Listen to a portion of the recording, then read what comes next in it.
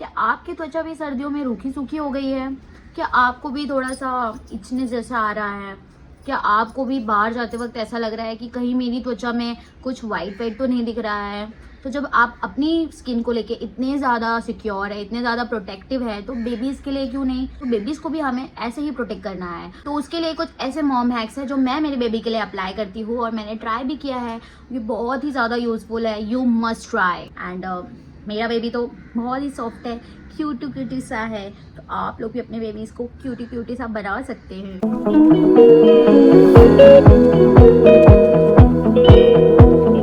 Hello guys, welcome back to my channel. I am your Priyanka Tiwari. I hope everyone is doing good and staying safe. तो आज मैं फिर से आ गई हूँ आप लोग के बीच एक बहुत ही इंटरेस्टिंग सा टॉपिक लेके। इस टॉपिक का नाम है विंटर मॉम हैक्स। वैसे आप लोग के यहाँ पे सर्दियाँ आ गई हैं या नहीं? मतलब आ तो गई होंगी, बट कहीं कहीं सर्दी बहुत ज़्यादा पड़ती है और कहीं कहीं बहुत कम। जैसे कि मैं मुंबई से हूँ, तो यहाँ पे ठीक है, जैसे रात होता है ना तो थोड़ा ठंडी लगने लगता है, सुबह लगती है और वापस दिन में नॉर्मल हो जाता है, वेदर ठीक है। अगर मेरे यूपी की बात करें, जहाँ मेरा नेटिव प्लेस है, वहाँ पे तो पूछो ही मत, इतनी ज़्यादा ठंड है ना कि बिना कंबल ओढ़े, बिना रज़ाई में घुसे ठंड जाने वाली नहीं है। उसका अपना कुछ अलग ही मज़ा है। बट ठीक है, मुंबई की सर्दियाँ भी अपने ही मज़े हैं। तो आप लोग प्लीज़ कमेंट करना कि आप लोग के यहाँ पे सर्दियाँ कैसी हैं? वो कंबल वाली सर्दियाँ हैं या फिर नॉर्मल सी चद्दर में भी चल जा रहा है? इस विंटर मैंने मेरे बेबी के साथ बहुत सारे प्रिकॉशंस लिए हैं, तो मैं आप लोग के साथ आज लेके आई कुछ ऐसे ही विंटर मॉम हैक्स जिसने मेरी लाइफ तो बिल्कुल ही चेंज कर दी है। तो अब बारी है आपकी। मैं अगर अपने बारे में बताऊँ ना, तो ठंडी के टाइम मैंने क्या किया मेरे बेबी के टाइम। यस, ब्लैंकेट तो बेबी लेते ही नहीं है, ये बहुत ही यूनिवर्सल प्रॉब्लम है। आप लोग को टेंशन लेने की, चिंता करने की ज़रूरत नहीं है, ये एक यूनिवर्सल प्रॉब्लम है। किसी का भी बेबी ब्लैंकेट नहीं लेना चाहता है। अगर आप उसे उड़ाएंगे ना, फेंक देगा वो। आप उड़ाते उड़ाते नहीं थकेंगे और वो फेंकते फेंकते नहीं थकेगा। आप उड़ाते उड़ाते थक जाएंगे पर वो फेंकते फेंकते नहीं थकेगा। तो इसमें मैंने क्या किया था, आपको मैं मेरा हैक बताऊँ ना, तो मैंने एक बेडशीट लिया हुआ था, वहाँ पे नेट भी है, तो वो ब्लैंकेट तो लेने वाला नहीं, ये तो मुझे पता है। तो उसको उसमें सुला देना है और कवर कर देना है, नेट से कवर कर देना है।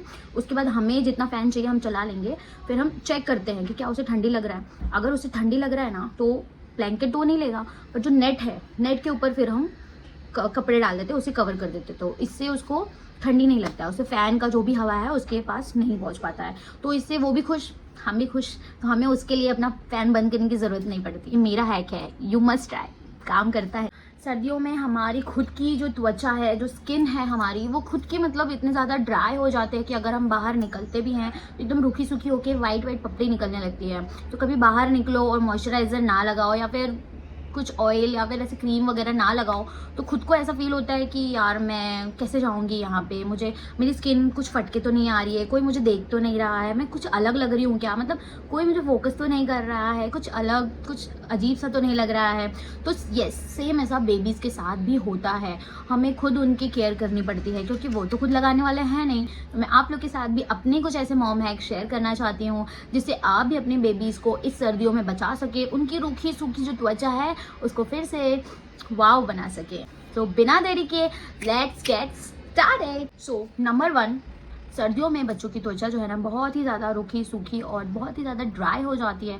तो उन्हें एकदम सुंदर सा बनाने के लिए हमें सबसे पहले उन पर मॉइस्चराइज़र लगाना चाहिए। तो मॉइस्चराइज़र कितनी बार लगाना चाहिए? तो दिन भर लगभग 2 बार लगाना चाहिए। ये बहुत ही ज़्यादा इंपॉर्टेंट है, एक बार सुबह और एक बार रात में सोने के टाइम। नंबर 2, नहाने के बाद बच्चों की मालिश ऑयल से ज़रूर करें, क्योंकि ऑयल से मालिश करने पे उनकी जो त्वचा है बहुत ही ज़्यादा सॉफ्ट हो जाती है, जिससे इसको इन्फेक्शन होने के भी चांसेस बहुत ही कम रहते हैं। एंड नेक्स्ट टिप्स ये है कि इस सर्दियों में अगर आप उन्हें नहीं नहला रहे हो फिर भी चलेगा, लेकिन उन्हें एटलीस्ट वीक में एक बार या फिर 2 वीक में एक बार, तो जहाँ बहुत ज़्यादा सर्दियाँ हैं एटलीस्ट 2 वीक में एक बार तो ज़रूर ही नहलाएं अच्छे से।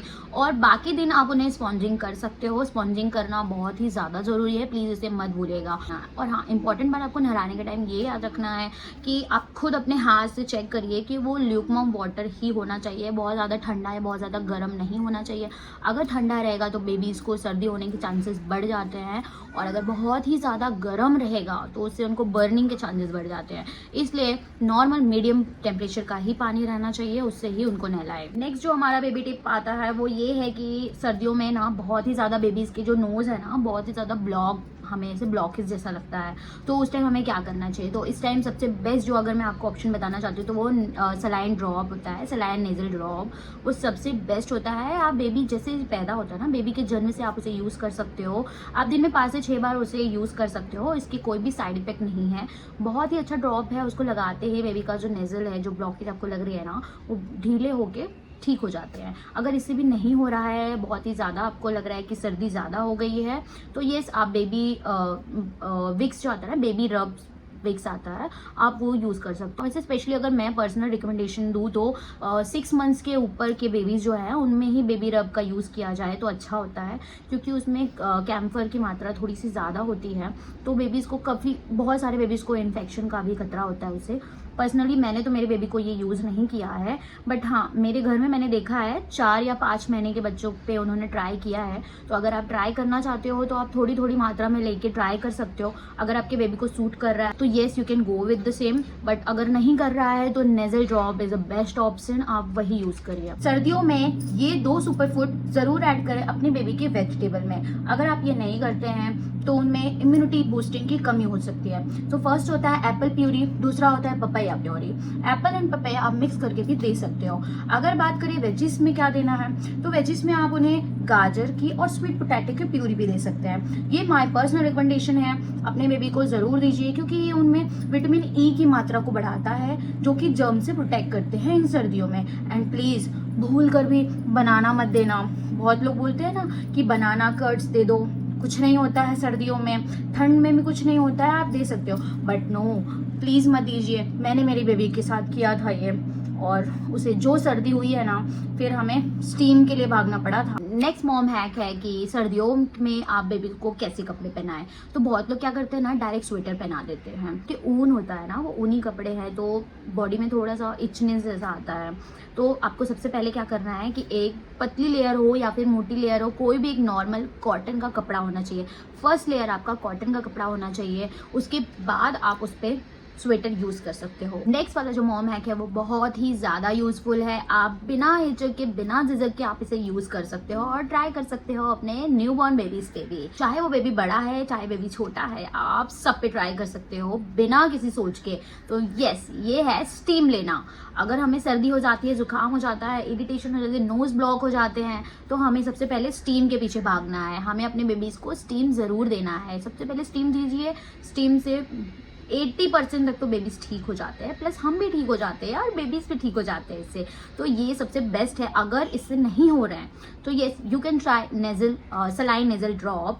अगर सबसे पहले तो स्टीम देना है, उसके बाद सलाइन नेजल ड्रॉप आपको यूज़ करना है। और यस, अगर आपका बेबी बहुत छोटा है ना, लाइक 1-2 महीने का है, तो आप उसे डायरेक्ट स्टीम मत दीजिए। जैसे हम लेते हैं ना बड़े से बाउल में कपड़ा रख के ऐसे सर डाल के, तो प्लीज़ ऐसे मत दीजिए उनको। इससे बहुत ही ज़्यादा गर्म पानी में जो धुआं, इससे उनको बर्निंग के चांसेस हो जाते हैं। क्योंकि हमारी जो स्किन है ना, ये बहुत ही ज़्यादा मतलब अभी तो ये हार्ड हो चुकी है, तो ये उसे सह सकते हैं, बट बेबीज़ की जो स्किन होती है बहुत ही सॉफ्ट होती है। तो आप उन्हें डायरेक्ट स्टीम मत दीजिए। आप एक काम कर सकते हो, आप सबसे पहले तो एक स्टीमर आता है, बेबी स्टीमर, तो आप वो ले सकते हो। अगर हाँ आप वो एफर्ट नहीं कर पा रहे हो, या फिर आपको वो नहीं लेना है, या फिर अभी आपके पास वो अवेलेबल नहीं है, तो आप क्या करिए, 1 से 2 बाल्टी पानी, गर्म पानी अपने बाथरूम में रखिए, बाथरूम को लॉक कर दीजिए, और जितना भी गर्म पानी, गर्म धुआं है ना, वो बाथरूम में आ जाने दीजिए। बाथरूम को पूरा कवर कर दीजिए, गर्म हो जाने दीजिए।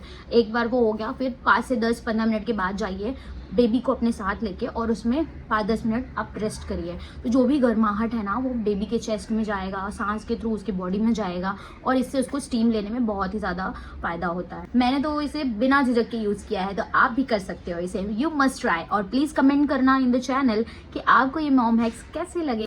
आपके कमेंट्स, आपके लाइक मुझे बहुत ही ज़्यादा मोटिवेट करते हैं, ताकि मैं मेरे नेक्स्ट वीडियो को अच्छे से आप तक पहुंचा सकूं, और ऐसे ही कुछ मॉम हैक्स मैं आपके सामने फिर से ला सकूं, ताकि मेरी लाइफ जैसे इजी बन गई है वैसे मैं आप लोग की लाइफ भी इजी बना सकूं। मिलती हूँ आपको नेक्स्ट वीडियो में, तब तक के लिए बाय।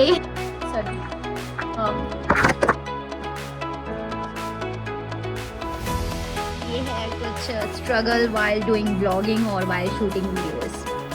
मिलते हैं।